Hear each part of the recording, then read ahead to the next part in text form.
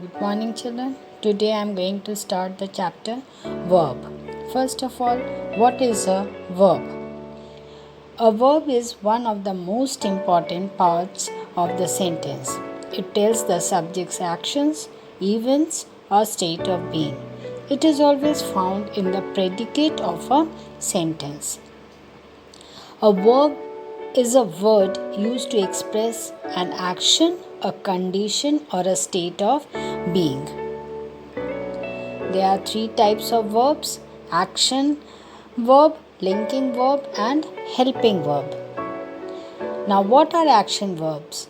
A verb that shows action is called an action verb. For example, the farmer feeds the chickens. He likes the red rooster best. Now, here, feeds and likes, they are action verbs. They are telling about the subject. Now, some words are ran, swallowed, sang, awake, coughed, write. All are action verbs. Now, can you find some action verb over here? The girls danced in the recital. So, in the first sentence, danced is verb. In the same way, you are going to find out verbs in the next sentences. Now, there are two types of verbs we can use in present form and in past form. Present form verbs: an action verb that describes an action that is happening now.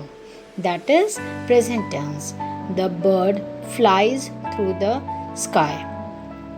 So here the flies is in a present tense because it is happening right now. One more example, like you are listening to me. So the word listening, you are just now listening. This is in present tense. Now the present tense verbs are used by adding s, es or ies. Like sleeps, splashes, cries, all these are present tense verbs. Past tense verbs. These types of verbs will tell you about action, what has happened some time ago. Like the dog wanted a bone. Here, wanted is a past tense verb because the action has already happened. Now, past tense verbs can be made by adding ed, ied, and t, as in the words clapped, tried, and played. Now, future verbs which tell about action which are going to happen in future. They are known as future verbs and they are made by adding will. For example, we will awaken at 6 am. Will awaken is a future tense because the action has not yet happened. It is going to take place. So future tense verbs use special words to talk about things that will happen. Will, going to, shall, aim to, all these are used for future tense verbs. Now, linking verbs. A linking verb links its subject to a word in the predicate. For example, the cow is blue. Here, the linking verb is. It is linking with the subject, that is the cow. It is expressing, it is telling about the cow. Some linking verbs are am, are, be, being, become, is, seem, was, and were. To remember these linking verbs, use these saying: all boys in school work. Now for A with A you can use am, are with B you can learn these verbs: be, being, become. With in, with I you will use is, s, seem, and with W was and were. In this way you can learn about linking verbs. Now, helping verbs. A helping verb helps a main verb express action or precises shade of meaning. The combination of one or more helping verb is called a verb phrase. Now, Elma was using the computer. Was is an helping verb. Always remember, children, that with ing verbs, helping verbs are necessary.